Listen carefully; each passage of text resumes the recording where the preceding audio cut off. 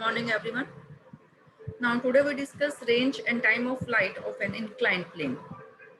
A particle is projected with velocity u at an angle alpha to the horizon from a point on an inclined plane of inclination beta to the horizon in the vertical plane through the line of greatest slope. If the particle strikes the inclined plane, determine the range and time of flight. अब यहाँ जो हमने range और time of flight की बात करनी है वो हॉरिजॉन्टल प्लेन की नहीं, वो हमने कहाँ बात करनी है, इंक्लाइंड प्लेन की। देखो क्या कह रहा है वो यहाँ कि हमने एक पार्टिकल को प्रोजेक्ट किया विद वेलोसिटी यू वेलोसिटी से, एंगल ऑफ प्रोजेक्शन अल्फा है to the horizon from a point O on an inclined plane of inclination beta to the horizon.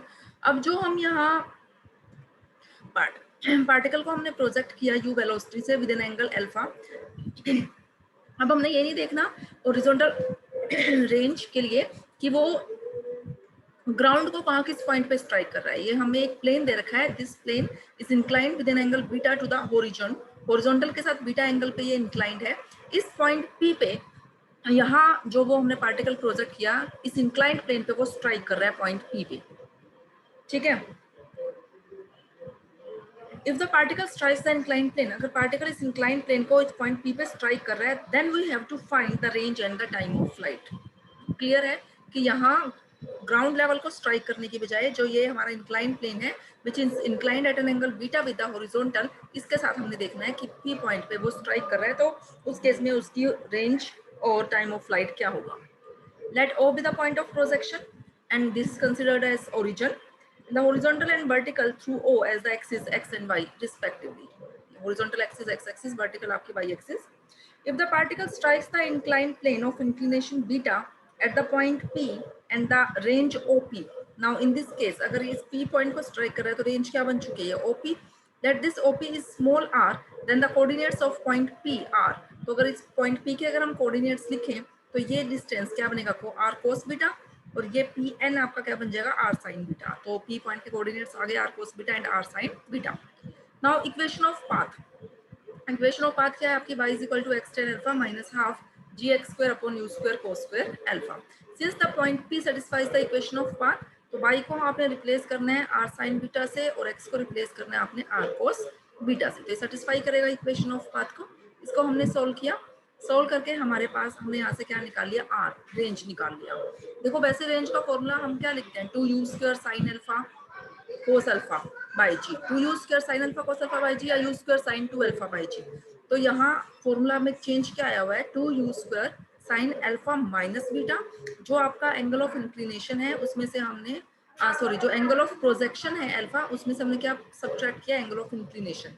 Cos alpha as it is, ऐसे नीचे जी के साथ साथ क्या term हो रहा है, कोस स्क्वायर बीटा टर्म और है, ठीक है।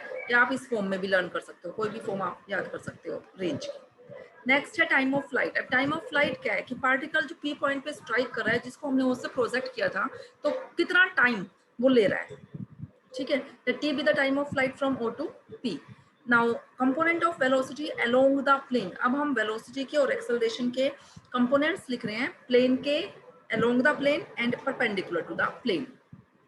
देखो जो हमारी वेलोसिटी है हमने यू वेलोसिटी से प्रोजेक्ट किया, अब अलोंग द प्लेन, प्लेन ये है हमारा, अब हॉरिजॉन्टल प्लेन ये है, प्लेन इज इंक्लाइंड प्लेन, तो अलोंग द प्लेन तो क्या हो गया, you cos alpha minus beta, you आपकी वेलोसिटी और इसका कंपोनेंट इसके अलोंग, क्योंकि ये जो अल्फा एंगल है तो पूरा है ना ये अल्फा, ये हॉरिजॉन्टल के साथ अल्फा, ये एंगल बीटा, तो ये एंगल यू वेलोसिटी का इस इंक्लाइंड प्लेन के साथ एंगल कितना हुआ, अल्फा माइनस बीटा।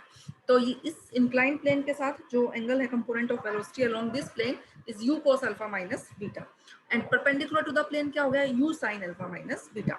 सिमिलरली अगर हम बात करें acceleration along the plane, plane के अलोंग एक्सेलरेशन बात करें और परपेंडिकुलर टू द प्लेन। अब प्लेन के अलोंग अगर हम बात करते हैं तो क्या लिखा हमने, माइनस जी क्यों, क्योंकि जो हम यहाँ एक्सेलरेशन की बात कर रहे हैं, एक्सेलरेशन हम तो अपवर्ड में बात कर रहे हैं मींस प्लेन के ऊपर, और एक्चुअली जो जी है there is only acceleration due to gravity, वो हमारी डाउनवर्ड डायरेक्शन में है, तो जो नेगेटिव साइन आ रहा है वो अपोजिट डायरेक्शन के कारण है, तो माइनस जी कोस 90 माइनस बीटा, है ना। ये जो आपका है एंगल, टोटल एंगल आपका कितना है 90, ये एंगल बीटा, तो ये एंगल जो है वो कितना हो गया, कोस 90 माइनस बीटा हो गया आपका। तो along the plane, component of acceleration along the plane, तो क्या हो गया आपका cos 90 माइनस बीटा। और अगर परपेंडिकुलर टू द हम प्लेन बात करें तो sin 90 माइनस बीटा। ठीक है, माइनस साइन जो है वो किस वजह से आया हुआ है, डायरेक्शन के कारण है। ये आ गए component of acceleration along the plane and perpendicular to the plane. In t seconds displacement perpendicular to the plane OP is 0। OP जो डिस्प्लेसमेंट है वो अलोंग OP है, perpendicular to the plane OP के परपेंडिकुलर कोई displacement नहीं है, वो displacement क्या है हमारी 0 है।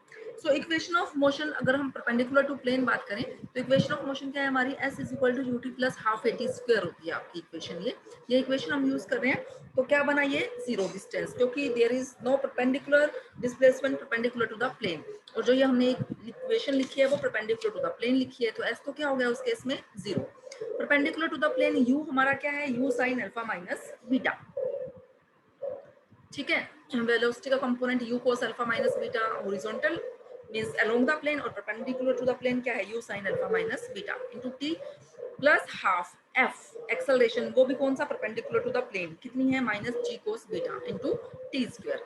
हमने यहाँ से इसको t कॉमन ले लिया, t into this term is equal to 0 means product of two terms 0, either first 0 or second 0, but first cannot be 0 means ऐसा तो है नहीं कि टाइम उसे लगा ही नहीं, कुछ ना कुछ टाइम तो लगा ही है उसको, तो t 0 तो हो नहीं सकता, means second factor is 0।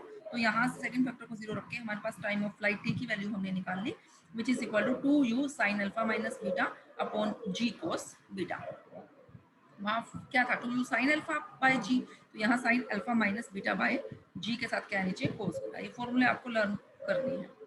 Next है maximum range of the plane. Maximum range आपको पता था कि हम जो निकालते थे उसमें मैक्सिमम रेंज हॉरिजॉन्टल के केस में, तो वो हमारी रेंज मैक्सिमम कब आती थी, जब एंगल हमारा कितना होता था 45 डिग्री, है ना, means u square by g उसका फॉर्मूला था। यहाँ रेंज का फॉर्मूला हम निकाल चुके हैं, इंक्लाइंड प्लेन के केस में ये फॉर्मूला आया हुआ है। Since u and beta are given, आपको u वेलोसिटी भी गिवन है, एंगल ऑफ इंक्लिनेशन भी आपको गिवन होगा beta. The range varies with alpha, जो यहाँ वेरी करेगा वो क्या करेगा, अल्फा के किस एंगल से हम उसको प्रोजेक्ट कर रहे हैं पार्टिकल को, तो अल्फा के साथ साथ आपकी रेंज जो है चेंज होगी। अब रेंज मैक्सिमम कब होगी, रेंज मैक्सिमम जब होगी जब ये साइन 2 अल्फा माइनस बीटा जो है वो मैक्सिमम होगा, क्योंकि बीटा फिक्स है तो cos square beta sine beta fix हुआ, यू फिक्स हो गया, तो जब ये sine 2 alpha minus beta maximum होगा हमारी रेंज भी क्या होगी, मैक्सिमम। और साइन थीटा की मैक्सिमम वैल्यू क्या होती है, 1, तो यहाँ से 2 alpha minus beta means pi by 2, क्योंकि 90 पे 1 होता है, तो यहाँ से हमने अल्फा निकाल लिया, अल्फा क्या आया 5/4 प्लस बीटा बाय 2। अगर हम पार्टिकल को इस एंगल से प्रोजेक्ट करते हैं तो हमारी रेंज क्या आएगी, मैक्सिमम। और वो मैक्सिमम रेंज होगी क्या, u square by g cos square beta, ये value 1 minus sine beta, means ये फॉर्मूला आ गया। ठीक है, अब कोस स्क्वायर बीटा को आप लिख सकते हो 1 माइनस साइन स्क्वायर बीटा, और 1 माइनस साइन स्क्वायर बीटा को लिख सकते हो 1 minus sine beta into 1 plus sine beta. 1 minus sine beta से 1 माइनस साइन बीटा कैंसिल, तो क्या आ गया, u square by g into 1 plus sine beta. Again from relation 2, यहाँ से तो अगेन हमारा मैक्सिमम रेंज हमने कैलकुलेट कर ली। अब रिलेशन 2 से हमारे पास क्या आ गया, alpha minus beta is equal to pi by 2 minus alpha. ये देखो आपका रिलेशन इक्वेशन 2 कौन सी है, ये रही है आपकी इक्वेशन। यहाँ से हमने इक्वेशन 2 से क्या निकाला है, अल्फा माइनस बीटा, वो क्या आ गया 90 माइनस अल्फा आ गया। Hence for the maximum range, direction of projection must bisect the angle between the vertical and the inclined plane. Maximum range के लिए जो हमारा डायरेक्शन ऑफ प्रोजेक्शन है वो क्या करना चाहिए, बाइसेक्ट करना चाहिए, किस एंगल को, वर्टिकल और इंक्लाइंड प्लेन के बीच के एंगल। ठीक है, ये सब आपको याद रखना है कि जो आपकी रेंज मैक्सिमम होगी इंक्लाइंड प्लेन के केस में वो कब होगी, जब एंगल कितना होगा, पाई/4 प्लस बीटा बाय 2। आपको रेंज की वैल्यू पता होनी चाहिए, यहाँ मैक्सिमम रेंज की वैल्यू पता होनी चाहिए। ठीक है, नेक्स्ट है direction of projection for a given velocity and given range. अब आपको इसमें क्या निकालना है, डायरेक्शन ऑफ प्रोजेक्शन निकालनी है अगर आपको वेलोसिटी गिवन है और रेंज गिवन है। Let u be the velocity of projection, alpha is the angle of projection, r is the given range up an inclined plane of inclination beta। जो आपका inclined plane है उसका horizontal के साथ कितना inclination है, beta। Then r का formula, horizontal range का फॉर्मूला अभी हमने डिराइव किया था लास्ट आर्टिकल में, वो हमने फॉर्मूला यहाँ लिखा। और आपको ये रिजल्ट पता है, हमें यहाँ ये निकालना है कि किन दो एंगल्स की कोरस्पॉन्डिंग हमारी जो रेंज है वो सेम आएगी। जैसे हमने लास्ट पीछे भी किया था ना कि हमने फिर क्या किया था, साइन थीटा को आप साइन 180 माइनस थीटा भी लिख सकते हो, तो ये हमारा साइन थीटा ये 2 अल्फा माइनस बीटा, इसको हम थीटा मान लें तो sine theta is equal to sine 180 minus theta, वो रिजल्ट हमने यूज किया। ये ऊपर जो बार लगा रखा है इट मींस ब्रैकेट है ये, तो इसको सॉल्व किया pi minus 2 alpha plus beta. अब हमने क्या किया, इसको बीटा को कैसे लिखा, 2 बीटा माइनस बीटा की फॉर्म में लिखा है। फिर हमने यहाँ से 2 कॉमन निकाल लिया माइनस बीटा करके, ठीक है। जो भी टर्म है ये ब्रैकेट टर्म, इसको हमने अल्फा डैश से रिमूव किया तो ये वैल्यू आ गई। यहाँ अल्फा डैश क्या आ रहा है, 90 माइनस अल्फा प्लस बीटा। वहाँ आपको पता याद होगा तो हमने कहा था कि हम एंगल को, किसी भी पार्टिकल को एंगल अल्फा से प्रोजेक्ट करें या 90 माइनस अल्फा से प्रोजेक्ट करें, उसकी हॉरिजॉन्टल रेंज सेम होगी। और यहाँ हम क्या कहेंगे कि एंगल को, किसी भी पार्टिकल को हम एंगल अल्फा से प्रोजेक्ट करें या 90 माइनस अल्फा प्लस बीटा से प्रोजेक्ट करें, तो दोनों के केस में हमारी जो रेंज आ रही है वो क्या आ रही है, सेम आ रही है। If theta is the angle of projection for maximum range, maximum range के लिए अगर मान लिया थीटा एंगल ऑफ प्रोजेक्शन है, तो वो थीटा क्या होगा इस केस में, हॉरिजॉन्टल रेंज के केस में वो पाई बाय 4, और यहाँ इंक्लाइन प्लेन के केस में pi by 4 plus beta by 2 होगा। नाउ अल्फा माइनस थीटा हमने निकाला, तो अल्फा माइनस थीटा के जस्ट हमने वैल्यू रखी, और ऐसे ही हमने थीटा माइनस अल्फा डैश निकाला, ये वैल्यू भी सेम आ रही है। उसमें भी हमने पीछे आर्टिकल किया था, आपको याद हो तो किया था ना हमने कि अल्फा माइनस थीटा और थीटा माइनस अल्फा डैश, वहां भी क्या था कि दोनों क्या आ रही थी, सेम आ रही थी। मींस ये क्या शो कर रहा था कि गिवन रेंज के लिए हमने दो डायरेक्शन ऑफ प्रोजेक्शन अल्फा और अल्फा डैश जो है वो दोनों क्या होंगी, they are equally inclined with the direction of maximum range के साथ वो इक्वली इंक्लाइंड होंगी। यही हमने यहाँ दिखाया, बाकी हम नेक्स्ट लेक्चर में डिस्कस करेंगे।